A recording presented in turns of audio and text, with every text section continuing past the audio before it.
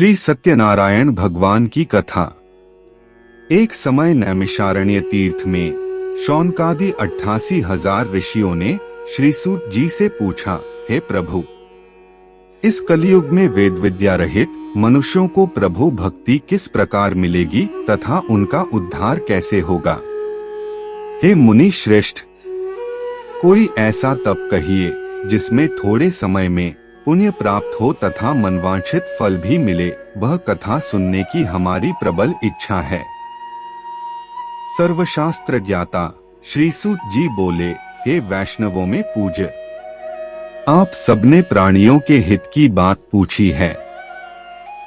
अब मैं उस श्रेष्ठ व्रत को आप लोगों से कहता हूँ जिस व्रत को नारद जी ने श्री लक्ष्मी नारायण भगवान से पूछा था और श्री लक्ष्मीपति ने मुनि श्रेष्ठ नारद जी से कहा था। यह कथा ध्यान से सुनो। एक समय योगीराज नारद जी दूसरों के हित की इच्छा से अनेक लोकों में घूमते हैं, मृत्यु लोक में आ पहुंचे। यहाँ अनेक योनियों में जन्मे है।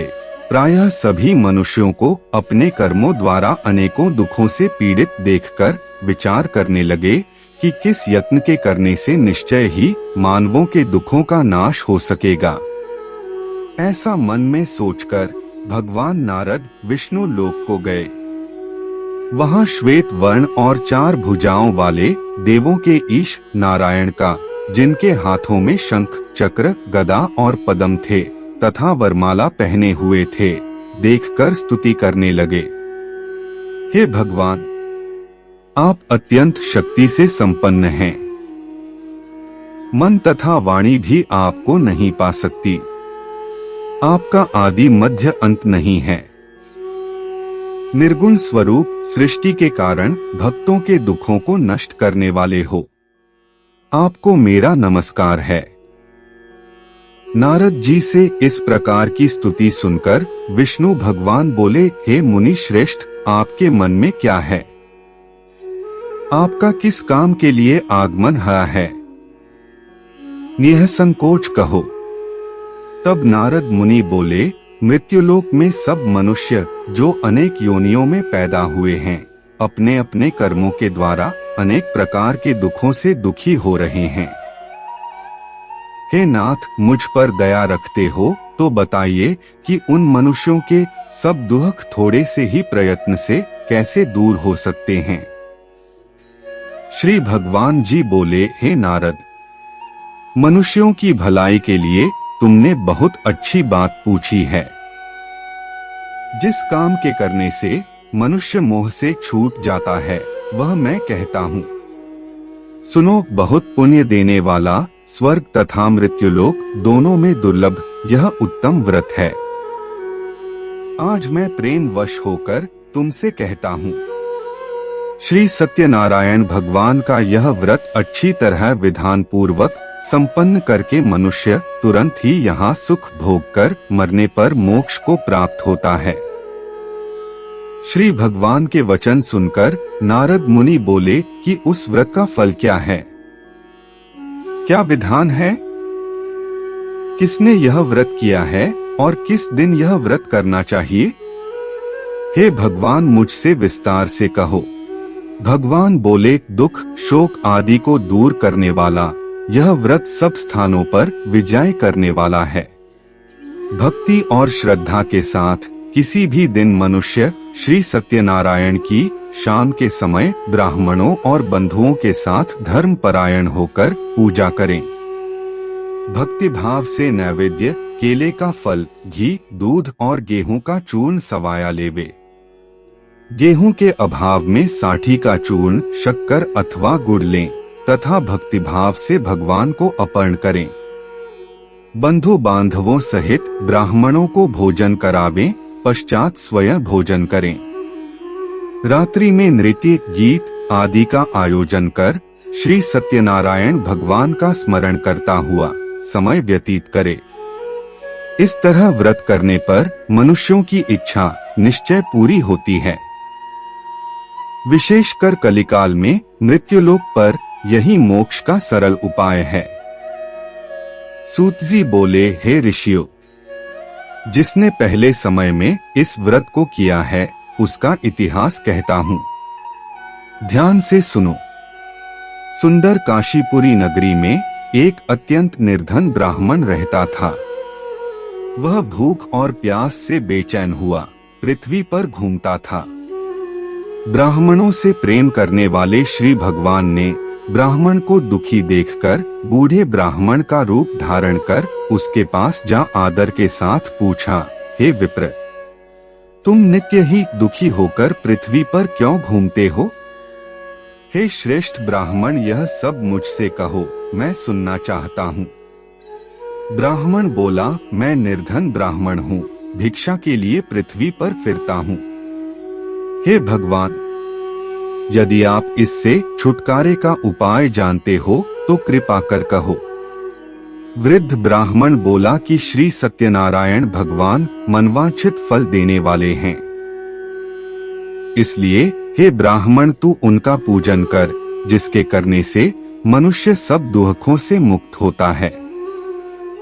ब्राह्मण को व्रत का सारा विधान बतलाकर बूढ़े ब्राह्मण का रूप धारण करने वाले श्री सत्यनारायण भगवान अंतर्धान हो गए। जिस व्रत को वृद्ध ब्राह्मण ने बतलाया है मैं उसको करूंगा, यह निश्चय करने पर उस वृद्ध ब्राह्मण को रात में नींद नहीं आई। वह सवेरे उठकर श्री सत्यनारायण भगवान के व्रत का निश्चय कर भिक्षा के लिए चल दिया। उस दिन उसको भिक्षा में बेहद धन मिला, जिससे बंधु बांधवों के साथ उसने श्री सत्यनारायण का व्रत किया। इसके करने से वह विप्र सब दुखों से छूटकर अनेक प्रकार की संपत्तियों से युक्त हुआ। उस समय से वह विप्र हर मास व्रत करने लगा। इस तरह सत्यनारायण भगवान के व्रत को जो करेगा वह सब पापों से छूटकर मोक्ष को प्राप्त होगा। आगे जो पृथ्वी पर सत्यनारायण भगवान का व्रत करेगा वह मनुष्य सब दुखों से छूट जाएगा। इस तरह नारद जी से नारायण का कहा हुआ यह व्रत मैंने तुमसे कहा। हे विप्रों, मैं अब और क्या कहूँ? ऋषि बोले, हे मुनीश्वर, संसार में इस विप्र से सुनकर किस किस ने इस व्रत को किया हम सब सुनना चाहते हैं। इसके लिए हमारे मन में श्रद्धा है। सूत जी बोले, हे मुनियों, जिसने इस व्रत को किया है वह सब सुनो। एक समय यह वृद्ध ब्राह्मण धन और ऐश्वर्य के अनुसार बंधु बांधवों के साथ व्रत करने को तैयार हुआ। उसी समय एक लकड़ी बेचने वाला बूढ़ा आदमी आया और बाहर लकड़ियों को रखकर विप्र के मकान में गया। प्यास से दुखी लकड़हारा उनको व्रत करते देखकर विप्र को नमस्कार कर कहने लगा कि आप यह किसका पूजन कर रहे हैं और इस व्रत के करने से क्या फल मिलता है? कृपा करके मुझसे कहो। ब्राह्मण ने कहा, सब मनोकामनाओं को पूरा करने वाला यह श्री सत्यनारायण भगवान का व्रत है। इनकी ही कृपा से मेरे यहाँ धन धान्य आदि की वृद्धि हुई है। विप्र से इस व्रत के बारे में जानकर लकड़हारा बहुत प्रसन्न हुआ। भगवान का चरणामृत ले और भोजन करने के बाद अपने घर को गया। लकड़हारे ने अपने मन में इस प्रकार का संकल्प किया कि आज ग्राम में लकड़ी बेचने से जो धन मिलेगा उसी से सत्यनारायण देव का उत्तम व्रत करूंगा। यह मन में विचार कर वह बूढ़ा आदमी लकड़ियां अपने सिर पर रखकर जिस नगर में धनवान लोग रहते थे वह ऐसे सुंदर नगर में गया। उस रोज वहां पर उसे उन लकड़ियों का दाम पहले दिनों से चौगुना मिला। तब वह बूढ़ा लकड़हारा दाम ले और अति प्रसन्न होकर पके केले की फली, शक्कर, घी, दुग्ध, दही और गेहूं का चूर्ण इत्यादि श्री सत्यनारायण भगवान के व्रत की कुल सामग्रियों को लेकर अपने घर गया। फिर उसने अपने भाइयों को बुलाकर विधि के साथ भगवान जी का पूजन और व्रत किया। उस व्रत के प्रभाव से वह बूढ़ा लकड़हारा धन, पुत्र आदि से युक्त हुआ और संसार के समस्त सुख भोग कर बैकुंठ को चला गया। सूत जी बोले, हे श्रेष्ठ मुनियों, अब आगे की कथा कहता हूँ, सुनो। पहले समय में उल्कामुख नाम का एक बुद्धिमान राजा था। वह सत्यवक्ता और जितेंद्रिय था। प्रतिदिन देवस्थानों पर जाता तथा गरीबों को धन देकर उनके कष्ट दूर करता था। उसकी पत्नी कमल के समान मुख वाली और सती साध्वी थी। भद्रशिला नदी के तट पर उन दोनों ने श्री सत्यनारायण भगवान का व्रत किया। उस समय वहां एक साधु वैश्य आया। उसके पास व्यापार के लिए बहुत सा धन था। वह नाव को किनारे पर ठहराकर राजा के पास आया और राजा को व्रत करते हुए देखकर विनय के साथ पूछने लगा, हे राजन, भक्ति युक्त चित्त से यह आप क्या कर रहे हैं? मेरी सुनने की इच्छा है, सो आप यह मुझे बताइए। राजा बोला, हे साधु, अपने बांधवों के साथ पुत्र आदि की प्राप्ति के लिए एक महाशक्तिमान सत्यनारायण भगवान का व्रत व पूजन किया जा रहा है। राजा के वचन सुनकर साधु आदर से बोला, हे राजन, मुझसे इसका सब विधान कहो। मैं भी आपके कथनानुसार इस व्रत को करूंगा। मेरे भी कोई संतान नहीं है और इससे निश्चय ही होगी। राजा से सब विधान सुन व्यापार से निवृत्त हो वह आनंद के साथ घर गया। साधु ने अपनी पत्नी से संतान देने वाले उस व्रत का समाचार सुनाया और कहा कि जब मेरे संतान होगी तब मैं इस व्रत को करूंगा। साधु ने ऐसे वचन अपनी पत्नी लीलावती से कहे। एक दिन उसकी पत्नी लीलावती पति के साथ आनंदित हो सांसारिक धर्म में प्रवृत्त होकर श्री सत्यनारायण भगवान की कृपा से गर्भवती हो गई तथा 10वें महीने में उसके एक सुंदर कन्या का जन्म हुआ। दिनों दिन वह इस तरह बढ़ने लगी जैसे शुक्ल पक्ष का चंद्रमा बढ़ता है। कन्या का नाम कलावती रखा गया।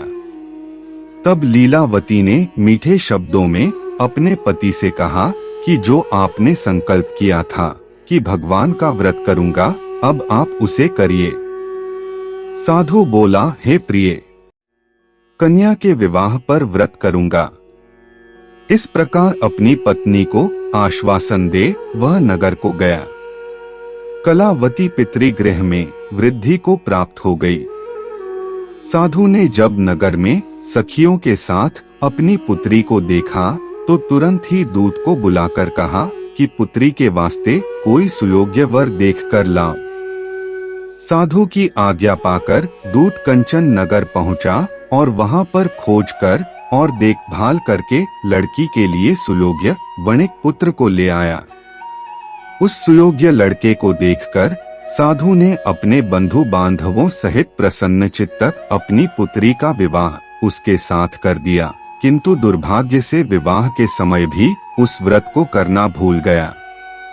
तब श्री भगवान क्रोधित हो गए और श्राप दिया कि तुम्हें दारुण दुहक प्राप्त होगा। अपने कार्य में कुशल साधु बनिया जामाता सहित नावों को लेकर व्यापार करने के लिए समुद्र के समीप स्थित रत्नसारपुर नगर में गया और वहां दोनों ससुर जमाई चंद्रकेतु राजा के उस नगर में व्यापार करने लगे। एक दिन भगवान सत्यनारायण की माया से प्रेरित कोई चोर राजा का धन चुराकर भागा जा रहा था, किंतु राजा के दूतों को आता देखकर चोर ने घबराकर भागते हुए राजा के धन को वहीं नाव में चुपचाप रख दिया जहां वो सुसर जमाई ठहरे हुए थे तथा चोर भाग गए।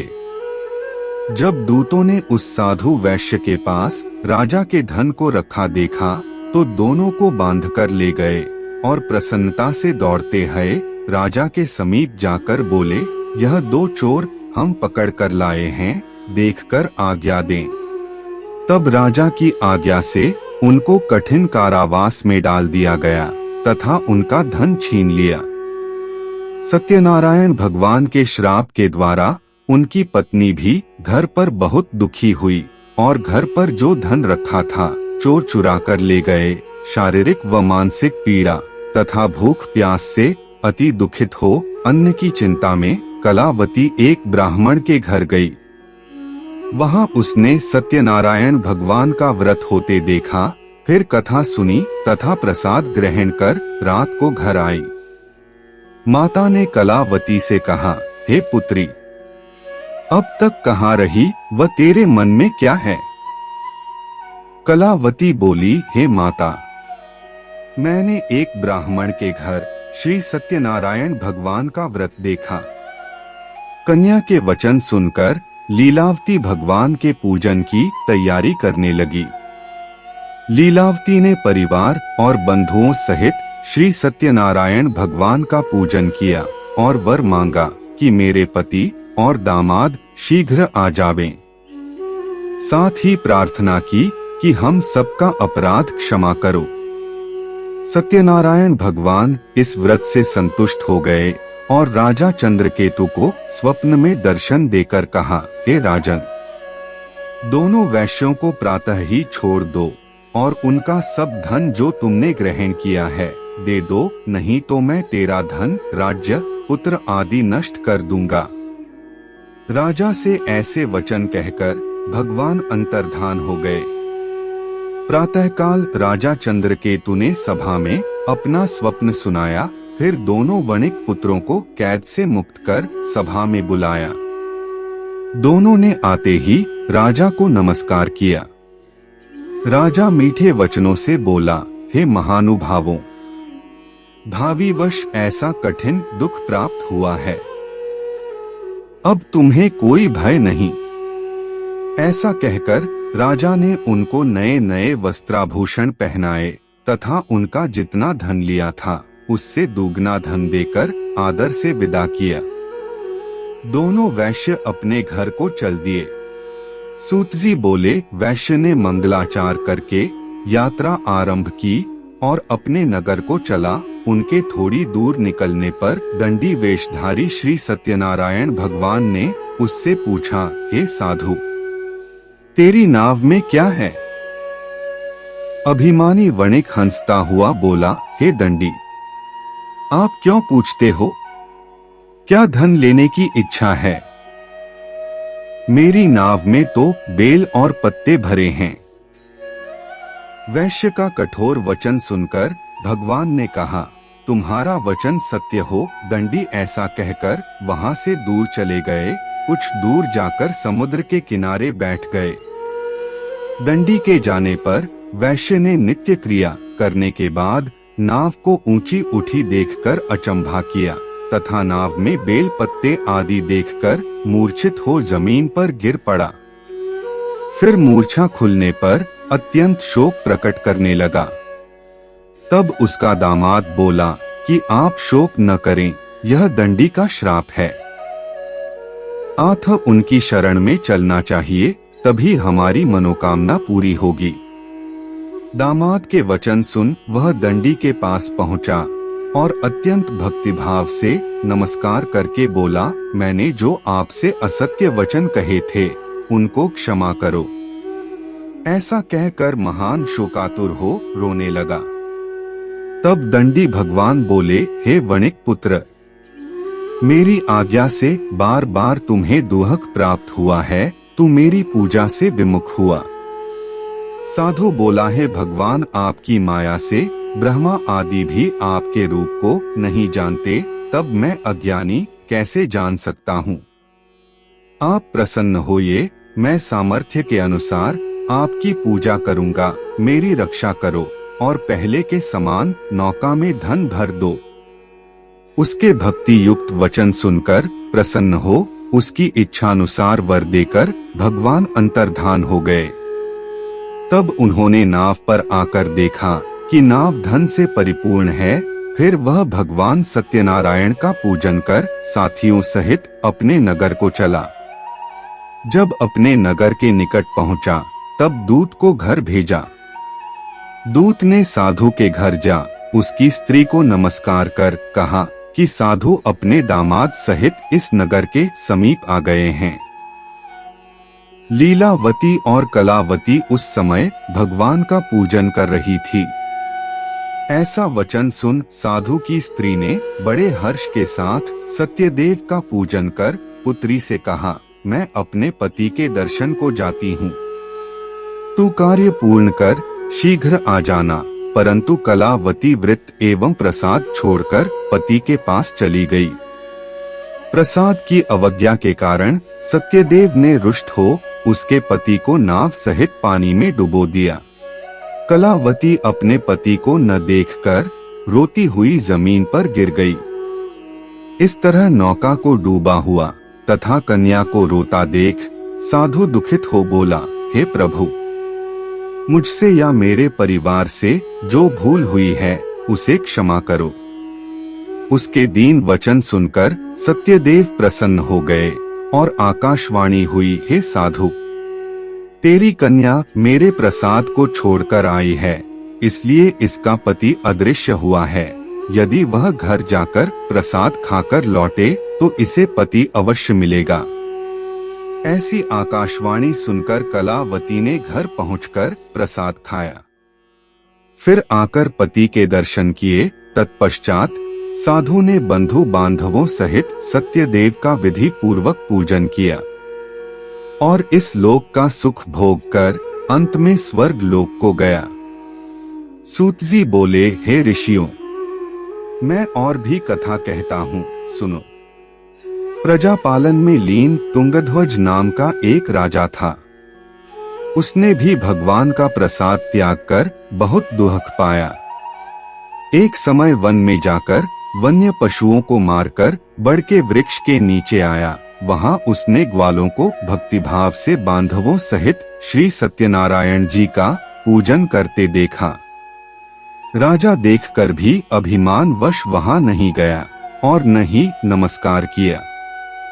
जब ग्वालों ने भगवान का प्रसाद उसके सामने रखा तो वह प्रसाद त्याग कर अपनी नगरी को चला गया। वहां उसने अपना सब कुछ नष्ट पाया तो वह जान गया कि यह सब भगवान ने किया है। तब वह विश्वास कर ग्वालों के समीप गया और विधि पूर्वक पूजन कर प्रसाद खाया तो सत्यनारायण देव की कृपा से सब कुछ पहले जैसा ही हो गया।